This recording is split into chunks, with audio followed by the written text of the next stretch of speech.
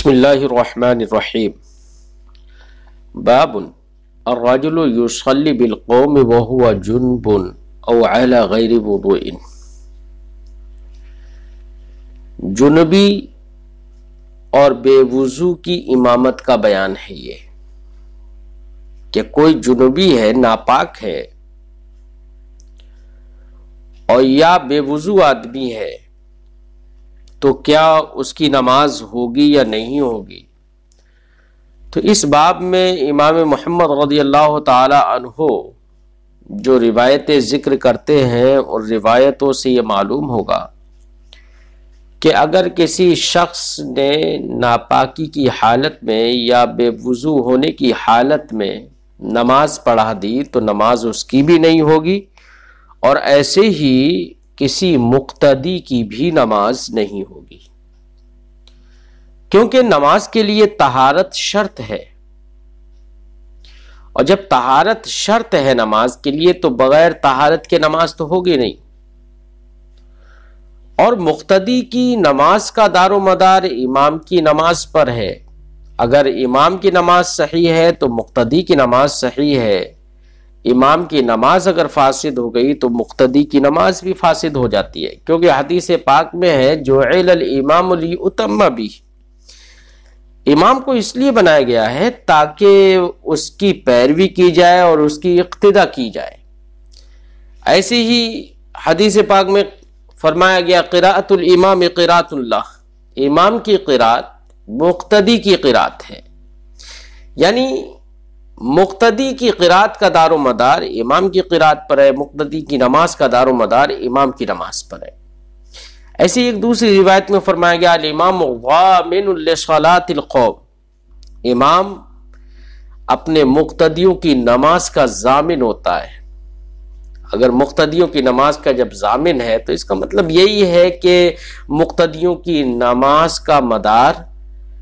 نماز امام ہے، امام کی نماز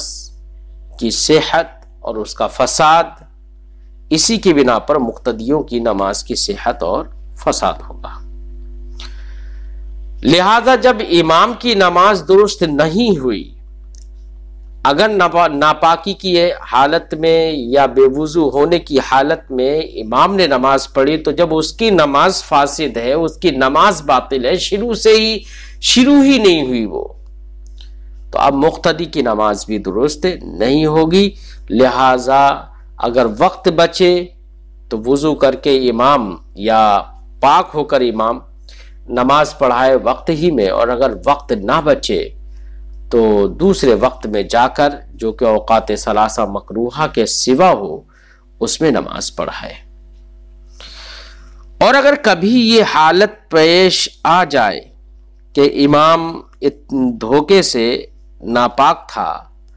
یا بے وضو تھا اور دھوکے سے اس نے نماز پڑھا دی، اسے دھیان نہیں رہا، پھر بعد میں اسے یاد آیا، تو اس کو یہ بھی چاہیے کہ جو لوگ نماز اس کے پیچھے پڑھ کر چلے گئے ہیں ان تک خبر پہنچانا ممکن ہو تو ان تک خبر بھی پہنچائے کہ وہ اپنی نماز کا اعادہ کر لے۔ تو یہ بھی امام پر ضروری ہے کہ یہ کام بھی کرے تاکہ لوگ اپنی نماز کا اعادہ کر سکیں۔ باب الرجل یصلی بالقوم وهو جنوب او علی غیر وضوء، اس مرد کا بیان جو لوگوں کو نماز پڑھا رہا ہو، وهو جنوب، اس حال میں کہ وہ ناپاک ہو، اور علی غیر وضوء، یا بے وضو ہو، تو نماز پڑھانا کیا ہوگا، نماز صحیح ہوگی یا نہیں ہوگی؟ ہم نے تفصیل سے باب کا خلاصہ ذکر کر دیا ہے۔ اخبرنا مالک حدثنا اسماعیل بن ابی حکیم ان سلیمان بن یسار اخبرہ ان عمر بن الخطاب رضی اللہ تعالی عنہ صلی الصبح ثم ركب الى الجرف ثم بعدما طلعت الشمس رأى في صوبه احتلاما فقال لقد احتلمت وما شعرت۔ ہمیں خبر دی امام مالک نے، فرماتے ہم سے حدیث بیان کی اسماعیل ابن ابی حکیم نے، وہ کہتے ہیں کہ سلیمان ابن یسار نے انہیں بتایا کہ حضرت عمر بن خطاب رضی اللہ تعالی عنہ نے صبح کی نماز پڑھائی، فجر کی نماز پڑھائی،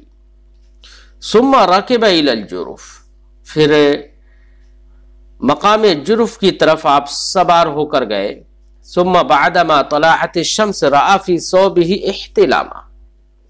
پھر سورج کے طلوع ہو جانے کے بعد آپ نے اپنے کپڑے میں احتلام کا اثر پایا، اثر دیکھا. فقال، تو آپ نے فرمایا لقد احتلمت، مجھے احتلام ہو گیا تھا. وما شعرت، اور مجھے اس کا احساس نہیں ہو پایا کہ کب احتلام ہوا، مجھے یاد نہیں رہا، لیکن اس کا اثر دکھا، اس لیے نماز کا یاد واجب ہوگا. وَلَقَدْ سُلِّطَ عَلَيَّ الْاحْتِلَامُ، لیکن مجھ پر احتلام کو مسلط کر دیا گیا ہے، یعنی مجھے احتلام بہت زیادہ ہوتا ہے. کب سے؟ منذ ولیت امر الناس، جب سے لوگوں کے معاملے کا میں ذمہ دار اور والی بنا ہوں، تب سے مجھے احتلام کثرت سے ہوتا ہے. اس سے یہ سمجھ میں آتا ہے کہ جب ذمہ داریوں کا احساس زیادہ ہوتا ہے اور آدمی ذمہ داریوں کے بوجھ سے دبا ہوا ہو، تو ان افکار اور ان پریشانیوں کے پیش نظر آدمی کو اس طرح کی احتلام وغیرہ کی شکایتیں ہو سکتی ہیں. ثم غسل ما رأى في ثوبه ونضحه، پھر آپ نے کپڑے میں جو احتلام دیکھا تھا اس کو آپ نے دھویا، یعنی نجاست کو دھویا، زائل کیا، ونضحه، اور اس کو نچوڑا. ثم اغتسل، پھر غسل کیا. ثم قام فصلى الصبح، پھر کھڑے ہوئے اور صبح کی نماز پڑھی. بعدما طلعت الشمس، سورج طلوع ہونے کے بعد. کیا پتہ چلا؟ اگر ناپاکی کے وقت میں نماز کسی نے پڑھ لی، ناپاکی کی حالت میں نماز پڑھ لی، تو اس کو نماز کا اعادہ کرنا پڑے گا. حضرت عمر بن خطاب رضی اللہ تعالیٰ عنہ کی اس روایت سے یہ بات سمجھ میں آ گئی. قال محمد، امام محمد رضی اللہ تعالیٰ عنہ فرماتے ہیں وَبِهَذَا نَأْخُذُ، ہم اس کو لیتے ہیں، وَنَرَى أَنَّ مَنْ عَلِمَ ذَلِكَ مِمَّنْ صَلَّى خَلْفَ عُمَرَ فَعَلَيْهِ أَنْ يُعِيدَ الصَّلَاةَ، اور ہمارا یہ بھی نظریہ ہے کہ جس شخص نے ان لوگوں میں سے جنہوں نے حضرت عمر بن خطاب رضی اللہ تعالیٰ عنہ کے پیچھے نماز پڑھی تھی، ان میں سے جس کو معلوم ہو گیا کہ حضرت عمر بن خطاب رضی اللہ تعالیٰ عنہ کی نماز نہیں ہو پائی تھی، فعلیہ ان یعید الصلاۃ، تو علم ہونے کے بعد اس پر لازم ہے کہ وہ نماز کا اعادہ کرے، کما اعادہا عمر، جیسے کہ حضرت عمر بن خطاب رضی اللہ تعالیٰ عنہ نے نماز کا اعادہ فرمایا. کیوں؟ لأن الامام اذا فسدت صلاۃ فسد صلاۃ من صلی خلفہ، کیونکہ جب امام کی نماز فاسد ہو گئی تو اس کے پیچھے نماز پڑھنے والے کی بھی نماز فاسد ہو گئی. وہو قول ابی حنیفہ، یہی قول ہے امام اعظم ابو حنیفہ رحمۃ اللہ تعالی علیہ کا. باب الرجل یرکع دون الصف او یقرأ فی رکوعہ، سب سے پیچھے یا ذرا سا ہٹ کر رکوع کرنے والے اور رکوع میں قرات کرنے والے کا بیان. اس باب میں امام محمد رضی اللہ تعالی عنہ جو روایتیں ذکر کرتے ہیں، ان روایتوں سے یہ معلوم ہوگا کہ اگر کسی شخص نے رکوع کر لیا صف میں پہنچنے سے پہلے، کبھی کبھی میں نے دیکھا ہے لوگوں کو کہ ایسا کرتے ہیں، اور صحابہ کرام رضوان اللہ علیہم اجمعین کے زمانے میں بھی کچھ صحابہ سے ایسا ہوا ہے، سرکار کے زمانے میں بھی کچھ صحابہ سے ایسا ہوا ہے. جیسے کہ امام مسلم رضی اللہ تعالیٰ عنہ نے مسلم شریف میں ایک روایت ذکر کی ہے. روایتوں کا خلاصہ یہ ہے کہ ان سے مسائل جو مستنبط ہوتے ہیں وہ یہ ہیں کہ اگر کسی شخص نے یہ دیکھا کہ امام رکوع میں ہے اور اسے یہ خوف ہو جاتا ہے کہ شاید امام اٹھ جائے گا اس سے پہلے کہ میں رکوع کروں، رکوع کرنے ابھی صف میں پہنچا نہیں ہے، اسے خدشہ ہوا کہ کہیں امام نہ اٹھ جائے، تو کچھ لوگ ایسا کر لیتے ہیں کہ کچھ پیچھے ہوتے ہیں اور وہ رکوع میں پہنچ جاتے ہیں، اور پھر رکوع میں جانے کے بعد دھیرے دھیرے کر کے وہ صف تک پہنچتے ہیں. تو ایسا کرنا، رکوع صف سے پہلے ہی کر لینا اور پھر صف میں پہنچنا، یہ کرنا جائز ہے یا نہیں؟ ایسے کچھ لوگ یہ بھی کرتے ہیں کہ قرات پوری نہیں کر پائے، قیام کی حالت میں پوری جو آیتیں پڑھنا چاہتا تھا وہ آیتیں سب نہیں پڑھ پایا اور رکوع کر لیا، رکوع میں پہنچ گیا، اب رکوع میں جانے کے بعد ما بقیہ قرات کر رہا ہے، تو یہ کرنا صحیح ہے یا نہیں ہے؟ تو یاد رہے کہ ما بقیہ قرات رکوع میں کرنا یہ صحیح نہیں ہے، قیام کی حالت میں قرات کرنا چاہیے اور یہ مکروہ ہے، خلاف سنت ہے۔ اور رہا یہ مسئلہ کہ سب سے پہلے اگر رکوع کر لیا اور پھر صف میں پہنچا تو نماز فاسد ہوگی یا نہیں ہوگی، اس تعلق سے امام اعظم رضی اللہ تعالی عنہ کا مذہب یہ ہے کہ اگر رکوع کر لیا ہے پہلے اور پھر صف میں جا رہا ہے تو یہ دیکھنا پڑے گا کہ اس کے 1 یا 2 قدم پڑھ رہے ہیں یا اس سے زیادہ قدم پڑھ رہے ہیں۔ اگر لگاتار 1 یا 2 ہی قدم پڑے کہ انہی 2 قدموں میں وہ صف تک پہنچ گیا اور صف میں شامل ہو گیا، تو احناف فرماتے ہیں کہ یہ عمل کثیر نہیں ہے، عمل قلیل ہے، لہذا اس بنا پر اس کی نماز فاسد نہیں ہوگی، نماز باطل نہیں ہوگی۔ لیکن لگاتار اگر اس نے 2 سے زیادہ قدم رکھے، قبلہ رکھ کر چلا رکوع کی حالت میں اور پھر صف میں پہنچا، جس کو عمل کثیر کہا جائے، عمل کثیر اس نے کر لیا تو اس کی نماز باطل ہو جائے گی۔ اس سے یہ معلوم ہوا کہ اگر کوئی اکیلا آدمی صف کے پیچھے ایک صف میں اکیلا آدمی کھڑا ہو گیا تو اس کا نماز اکیلا پڑھنا یہ جائز ہے۔ ایسے ہی اس سے باب میں جو روایتیں مذکور ہیں اس سے یہ بھی سمجھ میں آئے گا کہ صف میں پہنچنے سے پہلے تکبیر تحریمہ کہنا اور رکوع کرنا یہ مکروہ تنزیہی ہے اگر 2 یا 2 سے کم قدم میں وہ صف تک پہنچ جائے، اور یہ بھی سمجھ میں آئے گا کہ 3 یا اس سے زائد قدم لگاتار چلنے سے عمل کثیر سمجھا جائے گا اور اس سے نماز فاسد ہو جائے گی۔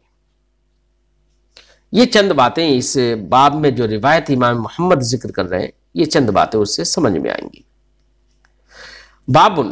الرجل یرکع دون الصف او یقرأ فی رکوعہ، اس آدمی کا بیان کہ جو صف سے پیچھے ہی رکوع کر لے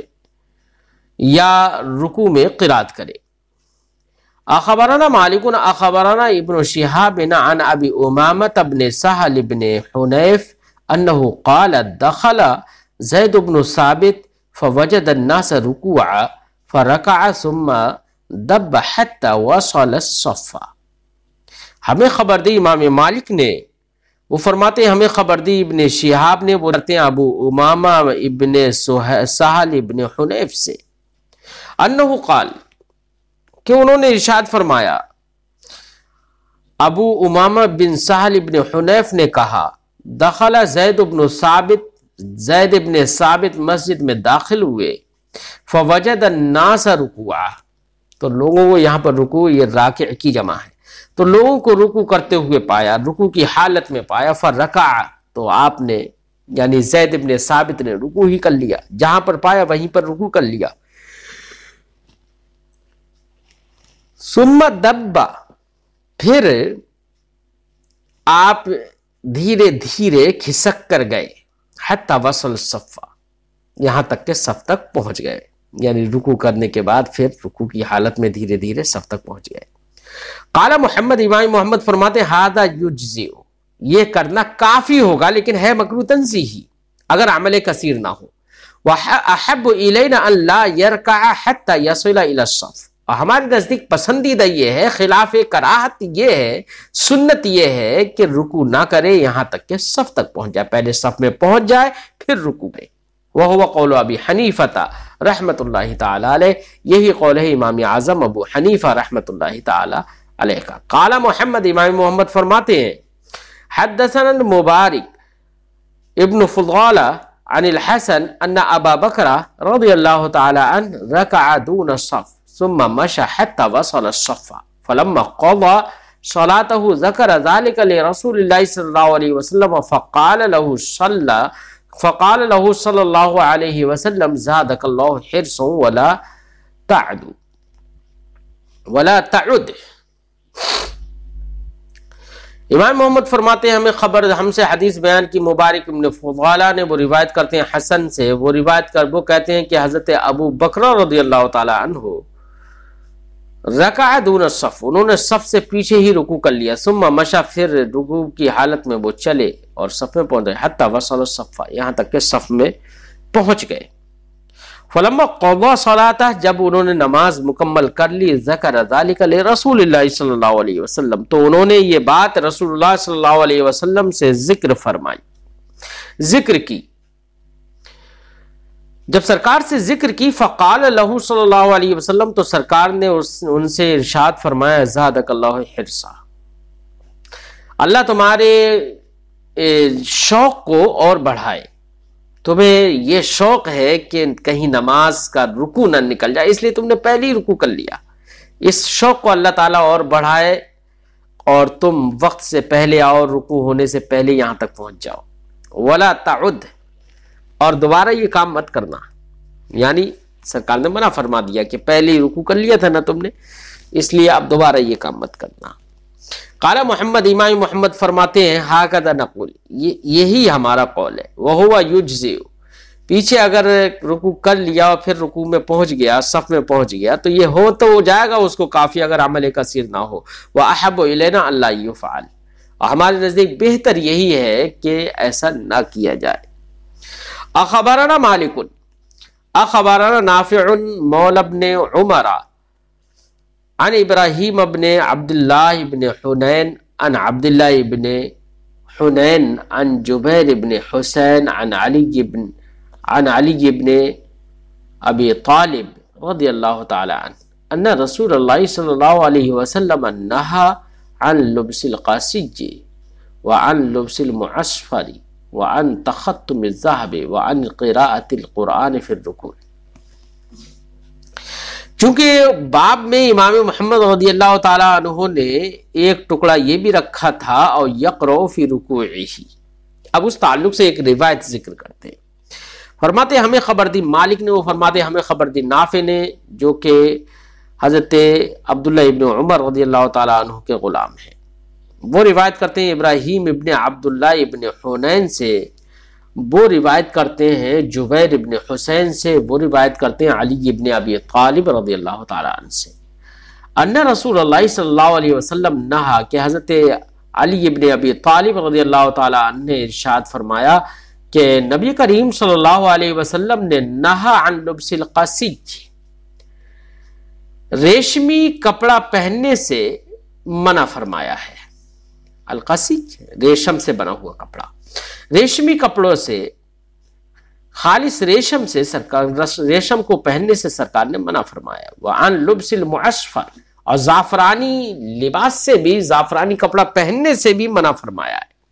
وعن تختم الذهب،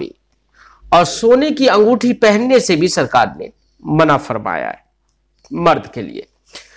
وعن قراءة القرآن فی الرکوع، ایسی یہ تمام تر جو منہیات ہیں انہی کے ساتھ ساتھ رکوع میں قراءت قرآن کرنے سے بھی منع فرمایا، یعنی رکوع میں قرآن کی قراءت کرنا یہ بھی ممنوع ہے، اس سے بھی سرکار نے منع فرمایا ہے.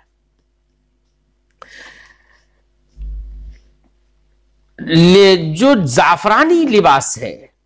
یا کوئی بھی سرخ لباس، بہت زیادہ سرخ لباس جو ہوتا ہے، دیگر روایتوں میں ہے کہ سرکار نے مردوں کے لیے ممنوع فرمایا ہے،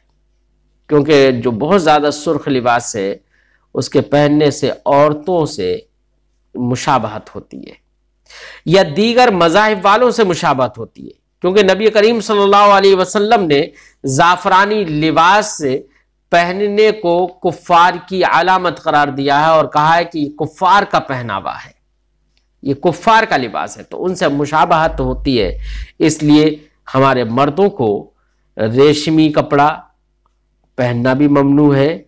ایسی زعفرانی لباس بھی پہننا ممنوع ہے. زعفرانی لباس جس کو ہمارے یہاں پر بھگوا رنگ کہتے ہیں. ہمارے یہاں پر چونکہ بھگوا دھاری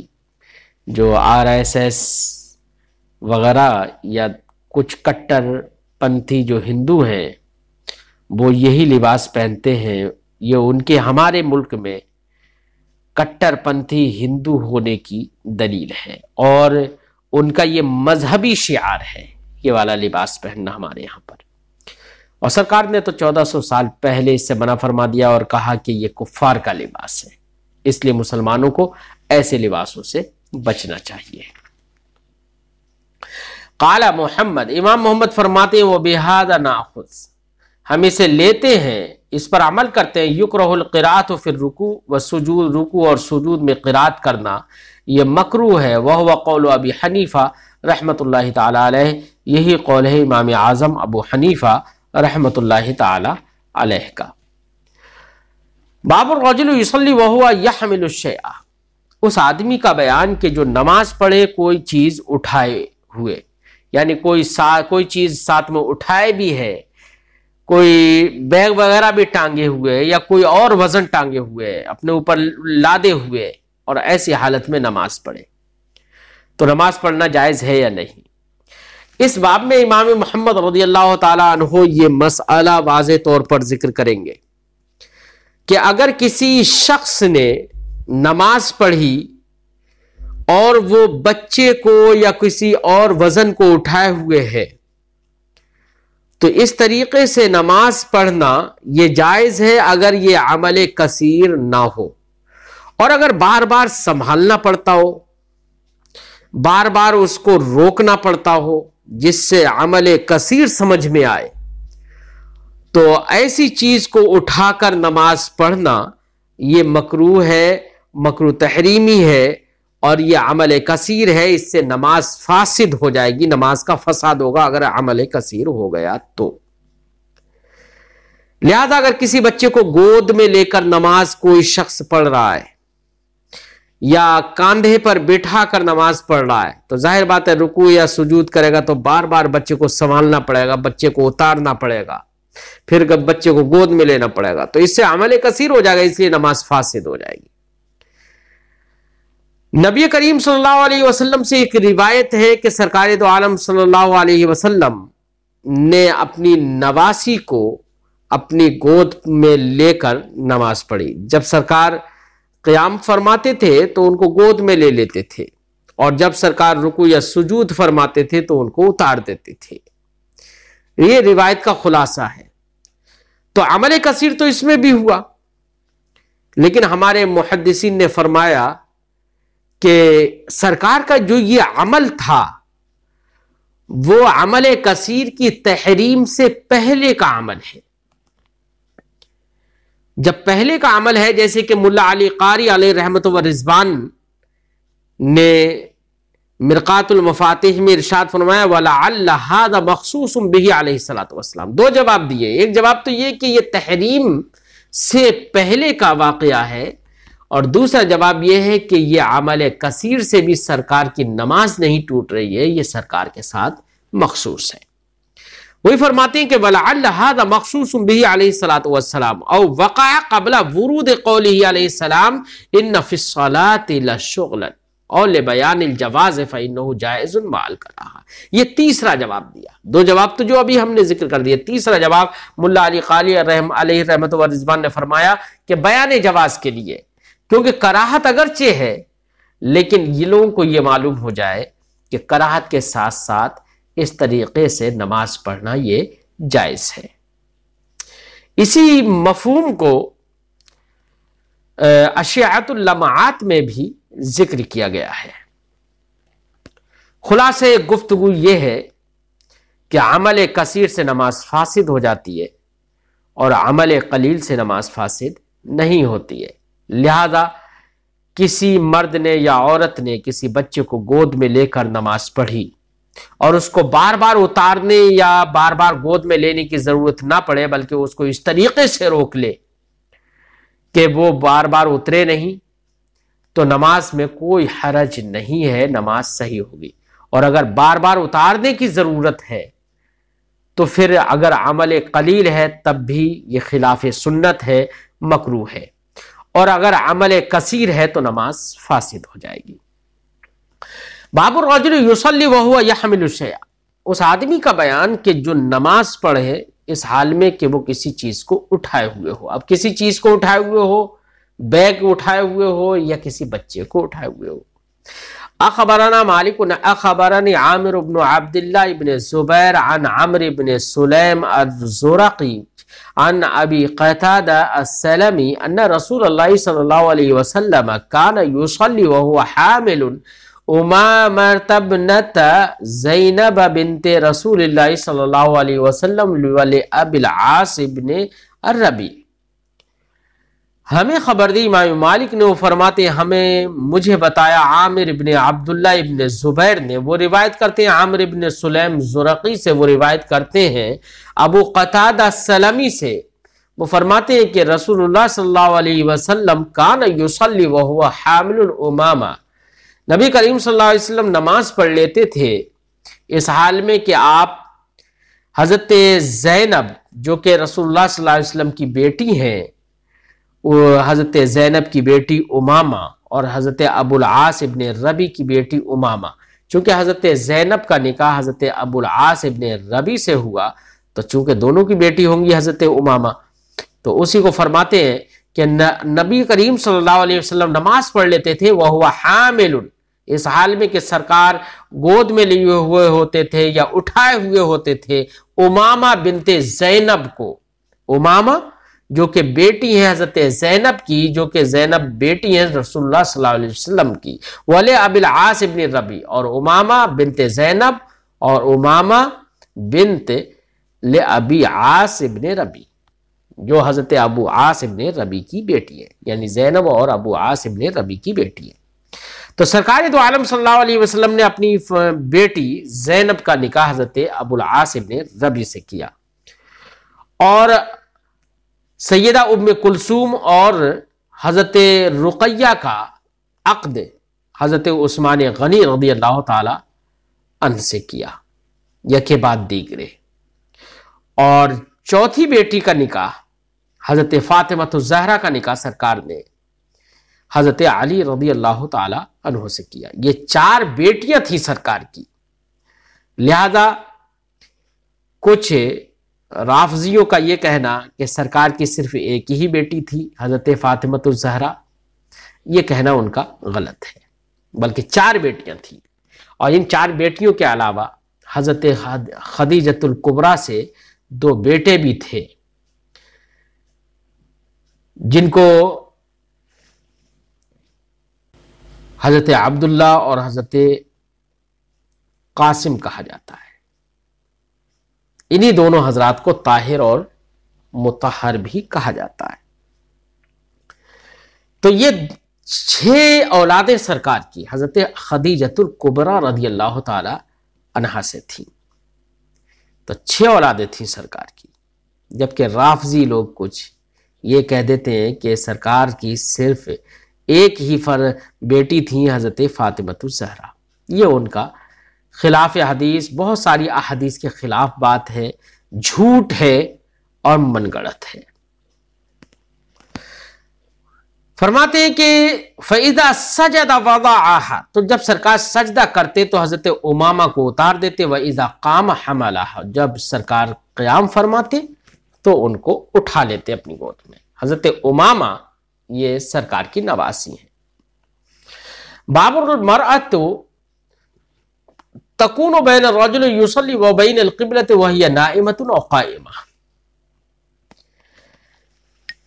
مرد نمازی کے آگے عورت کا سونا یا کھڑا ہونا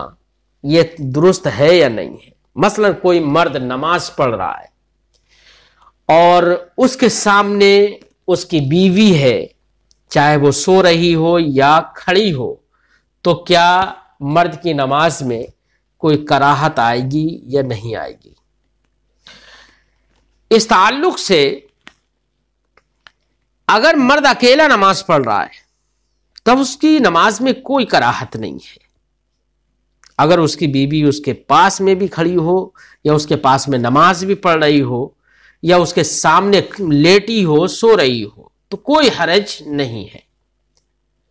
لیکن اگر بالفرض عورت جماعت میں شریک ہے تو اگر مرد کے ساتھ کھڑی ہوتی ہے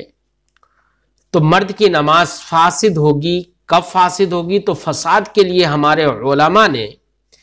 5 شرطیں ذکر کی ہیں کہ وہ 5 شرطیں پائی جائیں گی تب نماز فاسد ہوگی۔ ایک شرط تو یہ ہے کہ عورت مشتہات ہو، یعنی حد شہوت کو پہنچی ہوئی ہو کہ اس کو دیکھ کر مرد کے دل میں حرکت پیدا ہو۔ دوسری شرط یہ ہے کہ امام نے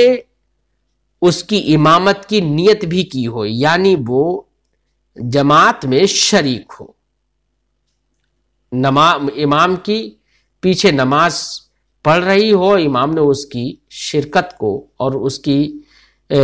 نیت بھی کی ہو اس کی امامت کی۔ تیسری شرط یہ ہے کہ نماز رکوع اور سجود والی ہو، بنا رکوع اور بنا سجود کی نماز اگر ہو تب بھی نماز فاسد نہیں ہوگی۔ تو 3 شرطیں ہو گئی۔ چوتھی شرط یہ ہے کہ عورت تکبیر تحریمہ میں امام کے ساتھ شریک ہو،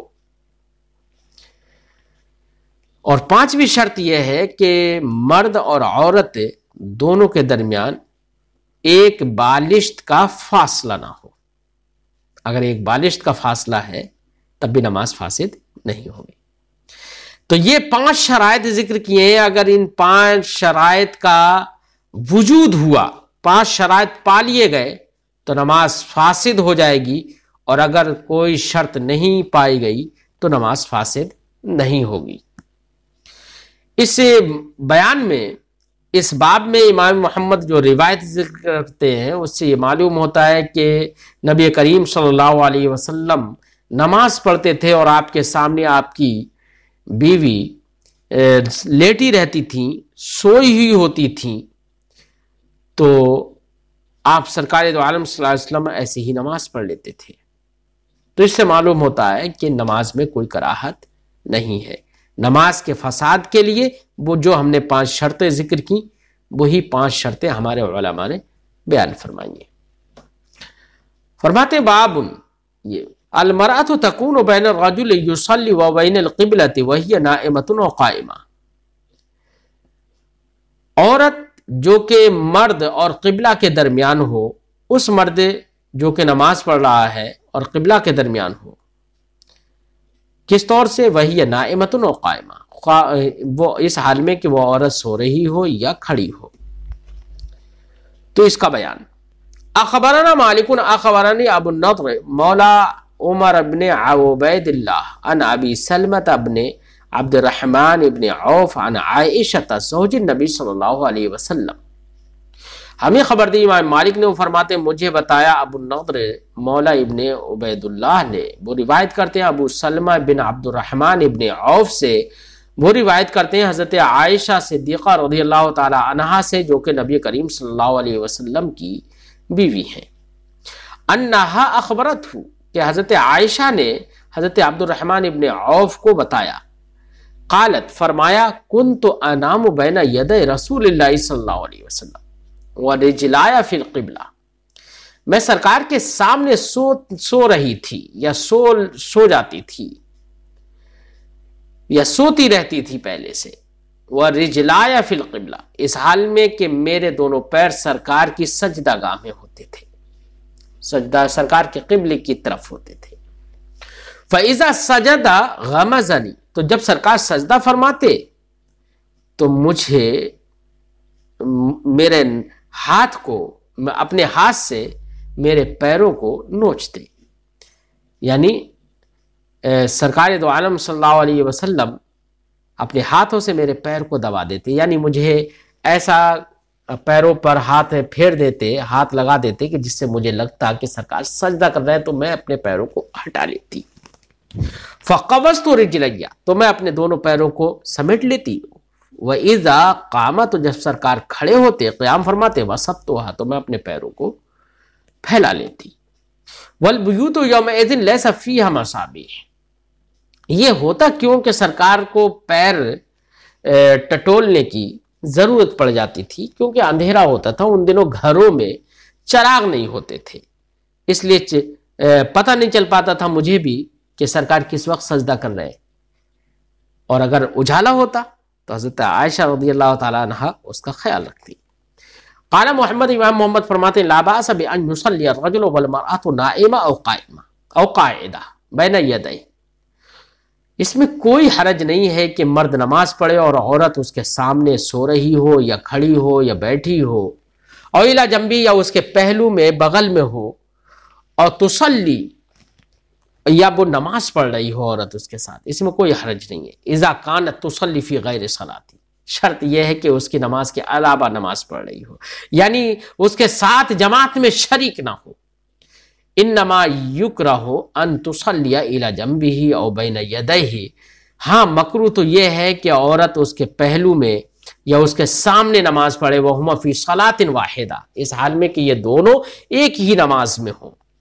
اور یصلیان مع امام واحد، یا دونوں ایک امام کے ساتھ نماز پڑھ رہے ہوں، تو یہ مکروہ ہے۔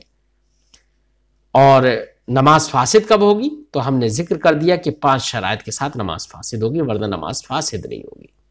فَإِن كَانَتْ كَذَلِكَ، تو اگر عورت ایسی ہو، فَسَدَتْ صَلَاتُ، تو مرد کی نماز فاسد ہو جائے گی۔ وَهُوَ قَوْلُ أَبِي حَنِیفَہ رحمۃ اللہ تعالیٰ علیہ، یہی قول امام اعظم ابو حنیفہ رحمۃ اللہ تعالیٰ علیہ کا۔ اسی لیے عورتوں کو جماعت میں، جب جماعت ہوتی تھی اس وقت عورتیں جماعت میں شریک ہوتی تھیں، تو حکم یہ دیا گیا تھا عورتوں کو کہ سرکار نے ارشاد فرمایا اخروہن حیث اخرہن اللہ، عورتوں کو پیچھے رکھو کیونکہ اللہ نے انہیں پیچھے رکھا ہے۔ تو اسی لیے عورتوں کی جماعت، عورتوں کی صف پیچھے ہوتی تھی۔ بہرحال پورا مسئلہ آپ کے سمجھ میں آ گیا ہو۔